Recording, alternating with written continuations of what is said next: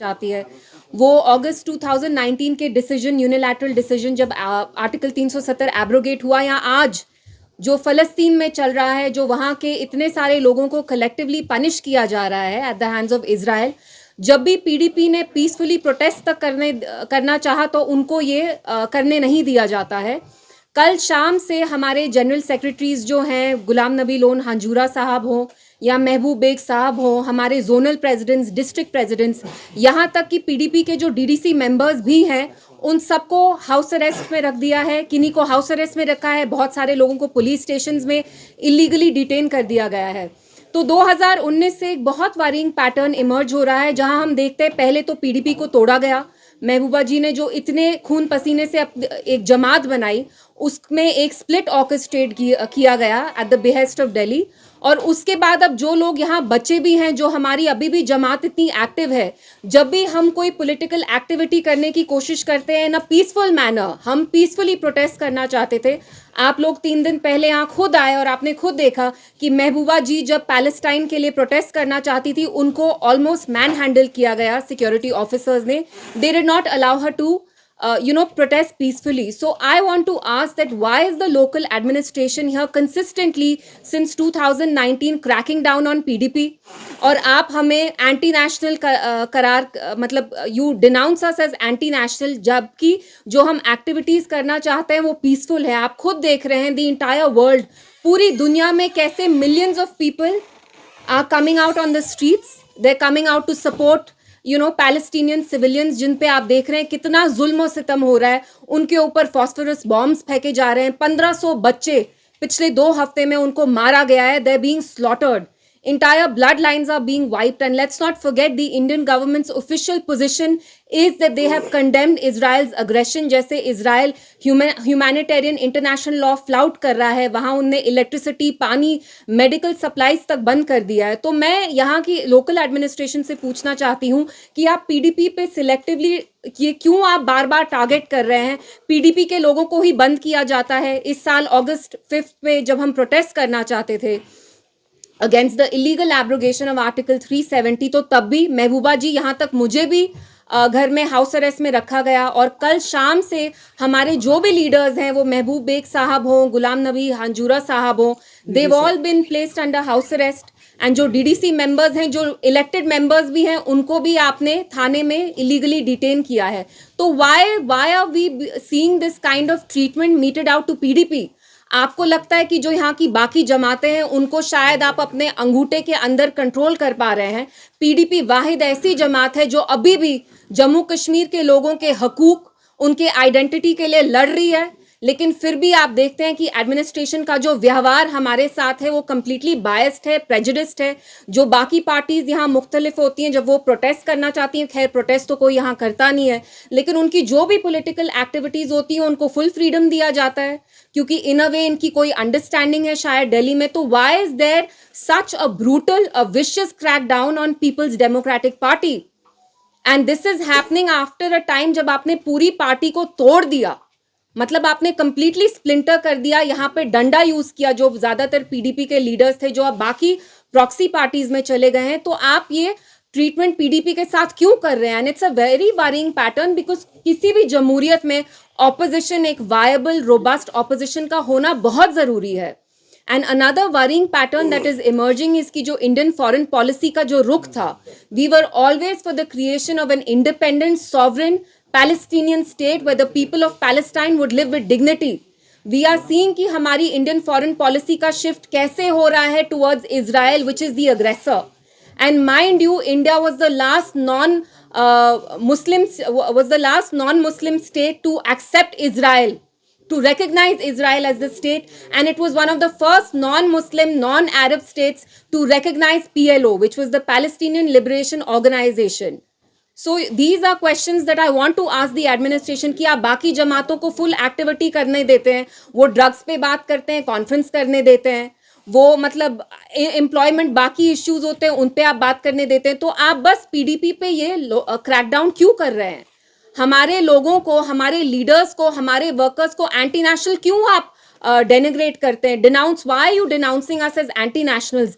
Is it a crime?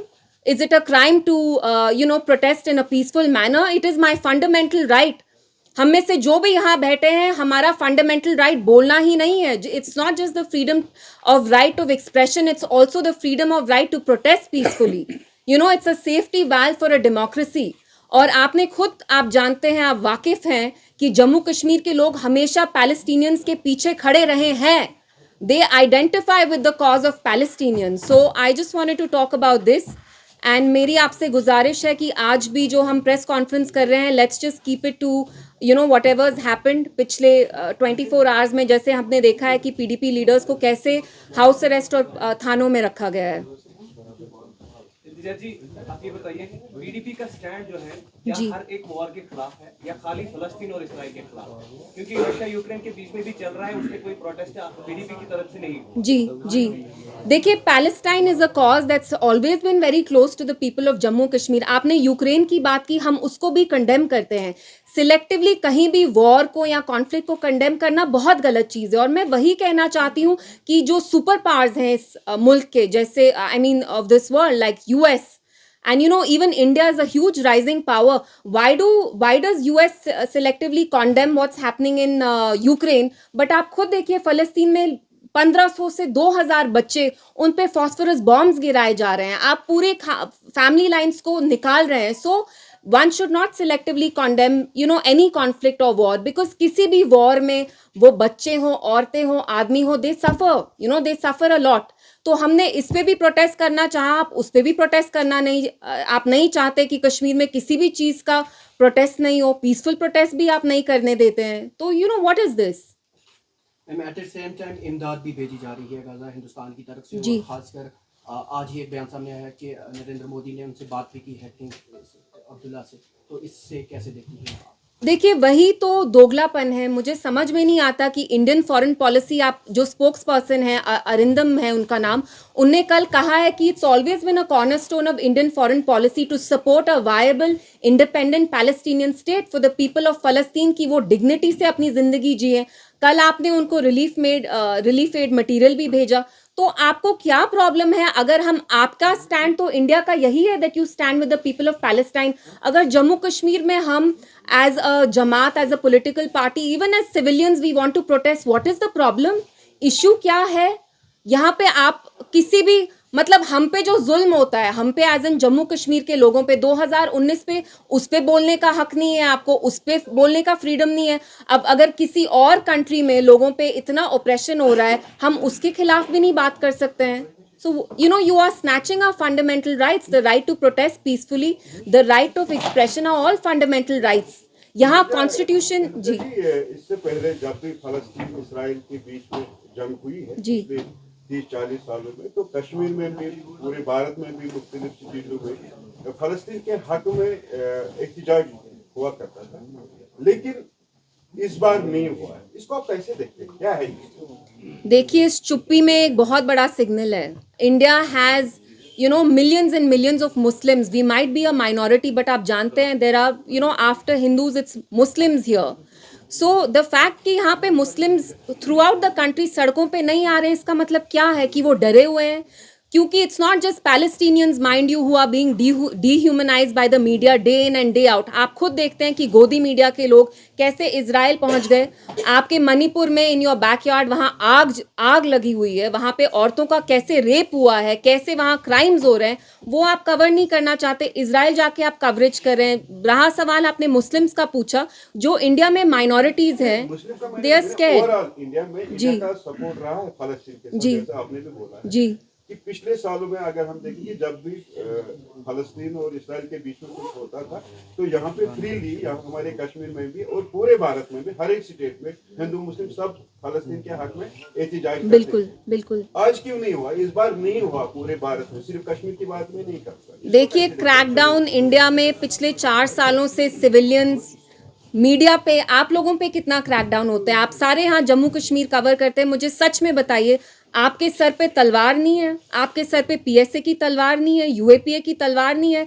Kashmir had such an active civil society. India also had such an active civil society.